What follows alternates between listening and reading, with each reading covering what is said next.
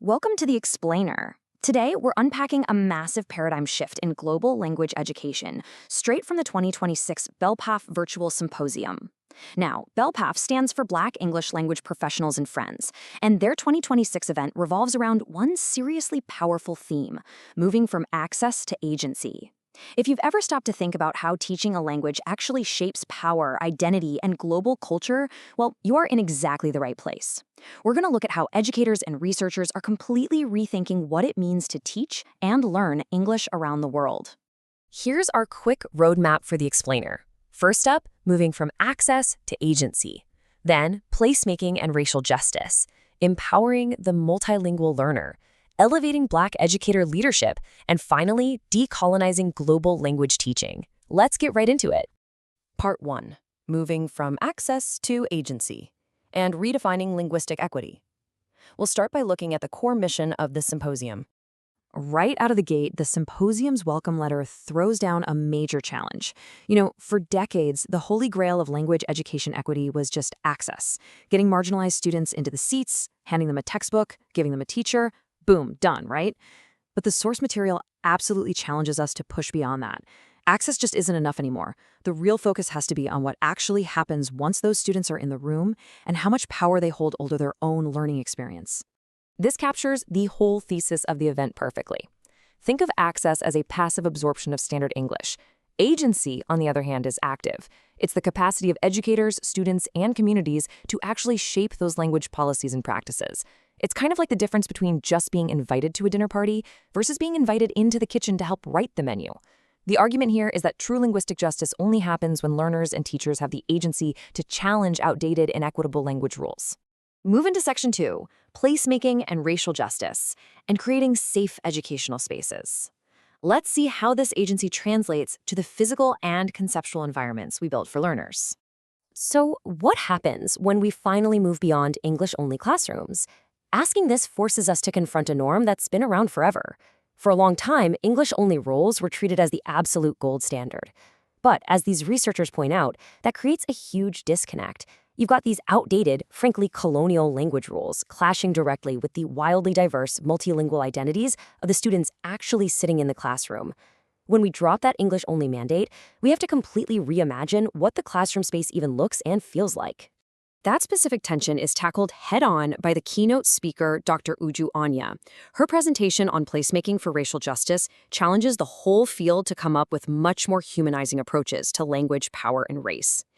And placemaking isn't just about putting up nice posters on the wall, right? It's about deliberately building an environment where students from diverse diasporic backgrounds actually feel seen and validated. They shouldn't feel like they have to check their real identities at the door just to learn English. All right, Section 3. Empowering the multilingual learner with tools for liberation. How do we take these big ideas and practically apply them on a daily basis? One major decolonizing strategy, highlighted by Wycliffe Mawaria for African ELT classrooms, is the concept of translanguaging. Basically, instead of forcing students into this rigid English-only box, translanguaging encourages them to use their entire linguistic toolkit, their native languages, their local dialects, to make meaning of things. It's a super practical way to boost learner agency and comprehension, especially in places where resources might be tight. It takes the student's existing knowledge and says, yes, this is an intellectual resource, let's use it. Building right on that, presenter Sikose Majali shares some fantastic, low-resource strategies to build not just vocabulary, but genuine critical language awareness. What really stands out here is that last point, implementing joy-centered pedagogy. The research from this symposium makes it clear that liberation-oriented teaching isn't just about heavy, intense critical reflection.